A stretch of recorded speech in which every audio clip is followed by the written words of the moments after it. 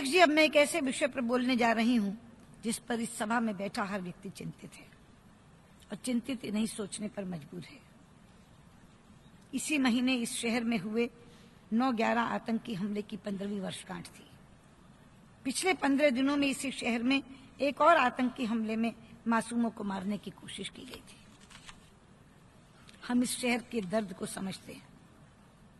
हम पर भी उरी में इन्हीं आतंकी ताकतों ने हमला किया था।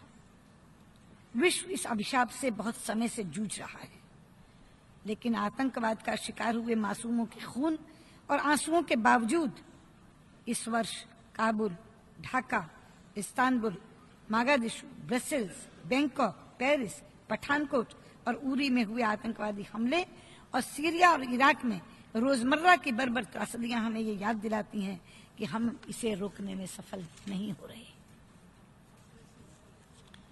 अध्यक्ष जी, यहां बैठे सब लोगों को पहले तो एक बार ये स्वीकारना होगा, यदि हम आतंकवाद से लड़ना चाहते हैं, कि आतंकवाद मानवाधिकारों का सबसे बड़ा उल्लंघन है। सबसे पहले हम इसे स्वीकारें, आतंकवाद मानवाधिकारों का सबसे बड़ा उल्लंघन है, क्योंकि वो निर्दोष लोगों को निशाना बनाता है, बेगुनाहों को मारता है। वो किसी व्यक्ति या देश का नहीं बल्कि मानवता का अपराधी है। और उसके बाद देखना होगा कि इन आतंकवादियों को पनाह देने वाले कौन कौन हैं। आतंकवादियों का न तो कोई अपना बैंक है, न हथियारों की फैक्ट्रियां, तो कहां से उन्हें धन मिलता है? कौन इन्हें हथियार देता है? कौन इन्हें सहारा देता है? कौन इन्हें संरक्षण देता है?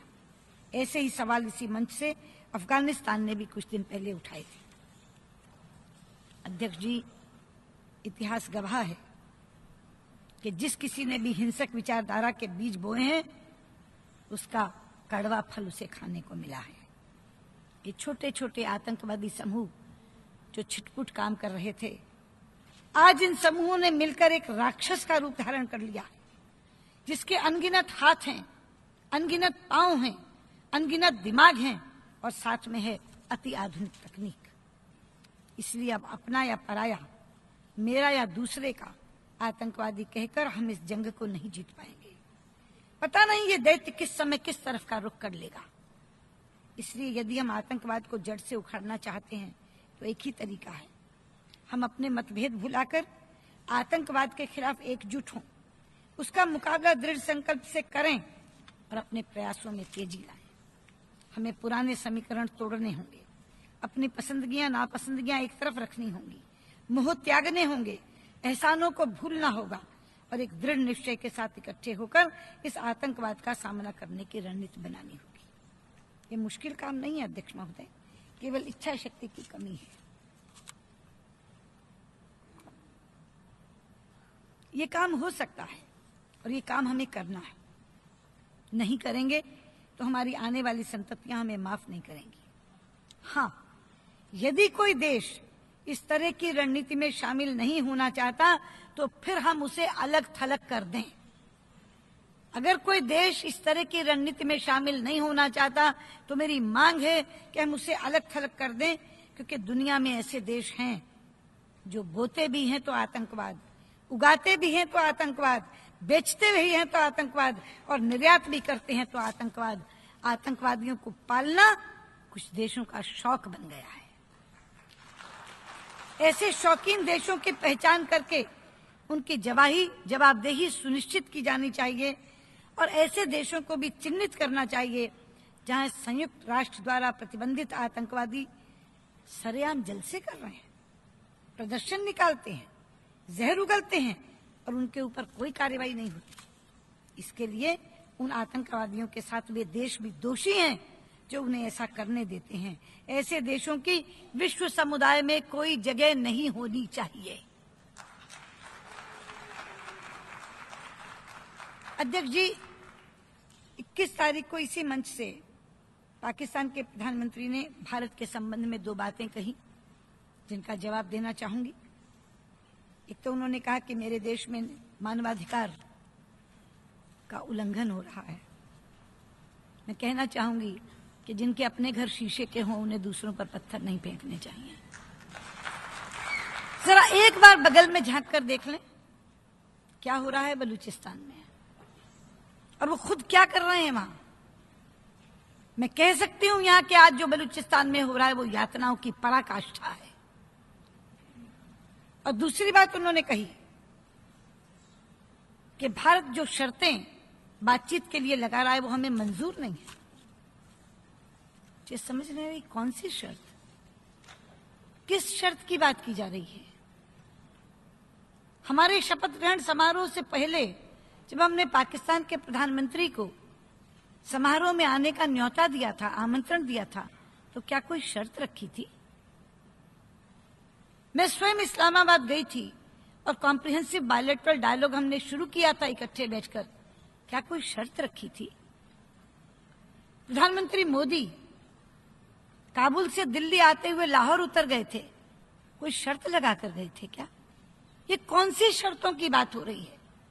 सच्चाई तो यह है अध्यक्ष जी कि शर्तों के आधार पर नहीं, मित्रता के आधार पर हमने पाकिस्तान के साथ सारे के सारे विवाद सुलझाने की पहल की थी।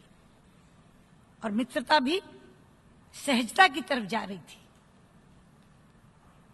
कभी ईद की शुभकामनाएं, कभी क्रिकेट की शुभकामनाएं, कभी स्वास्थ्य के हाल का कुशलक्षेम। हमने 2 बरस में मित्रता का वो पैमाना खड़ा किया जो उससे पहले कभी नहीं था। लेकिन हमें मिला क्या बदले में? पठानकोट, उरी, बहादुर अली। मैं पूछना चाहती हूं, हम शर्तें लगा रहे हैं या आप दूसरी नीयत दिखा रहे हैं?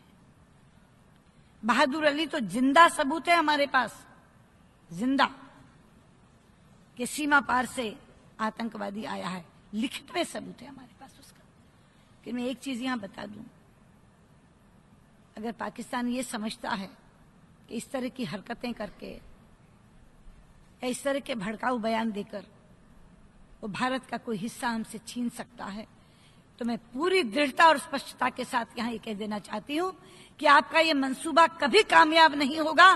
कश्मीर भारत का अभिन्न हिस्सा है, जम्मू कश्मीर भारत का अभिन्न हिस्सा है और अभिन्न हिस्सा रहेगा। इसलिए ये ख्वाब देखना छोड़ दें। अध्यक्ष जी, मैंने प्रारंभ में कहा था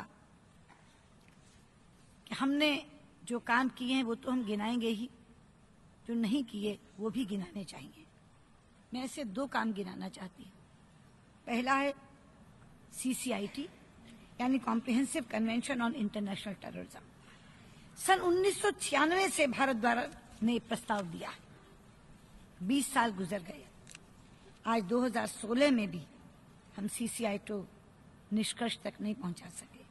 इसी कारण हम कोई ऐसा अंतर्राष्ट्रीय मानक नहीं बना सके हैं जिसके अंतर्गत आतंकवादियों को सजा दी सके या उनका प्रत्यार्पण हो सके। इसीलिए आप सबसे मेरा अनुरोध है कि ये सभा पूरे दृढ़ निश्चय के साथ जल्द CCIT को पारित करे। दूसरी बात, जैसे आतंकवाद से लड़ने के लिए हमें एक समकालीन नीति चाहिए, उसी प्रकार हमें एक ऐसी संयुक्त राष्ट्र सुरक्षा परिषद भी चाहिए जो आज के वैश्विक परिदृश्य के अनुकूल हो। अधिकांश देशों का मानना है कि संयुक्त राष्ट्र 1945 की वैश्विक परिस्थिति के अनुरूप सिर्फ कुछ ही देशों के हितों की रक्षा ना करे, चाहे वो किसी संस्था की बात हो या मुद्दों की। हमें आज की वास्तविकता और चुनौतियों के अनुसार काम करना होगा। आज सुरक्षा परिषद की स्थायी और अस्थायी दोनों सीटों में विस्तार की आवश्यकता है, जिससे सुरक्षा परिषद समकालीन बन सके। मेरा अनुरोध है कि इस आम सभा की इच्छा अनुसार IGN प्रक्रिया जो टेक्स्ट बेस्ड निगोशिएशन शुरू हुई है उसको हम जल्दी प्रारंभ करें। यदि ये दोनों चिर प्रतीक्षित कार्य आपके इस कार्यकाल में हो जाते हैं तो मैं कह सकती हूं कि संयुक्त राष्ट्र सभा का ये 71वां अधिवेशन बहुत ही सार्थक साबित होगा। अध्यक्ष जी, 21वीं सदी पर शुरुआत से ही अशांति और हिंसा का साया रहा है, परंतु मिलजुल कर प्रयास करने से हम इसे मानव सभ्यता के इतिहास में एक स्वर्णिम युग में बदल सकते हैं। लेकिन भविष्य में क्या होगा ये इस बात पर निर्भर करता है कि हम आज क्या करते हैं। बहुत बहुत धन्यवाद।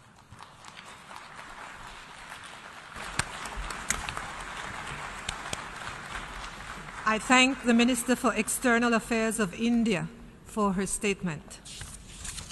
I now give the floor to His Excellency Vivian Balakrishnan,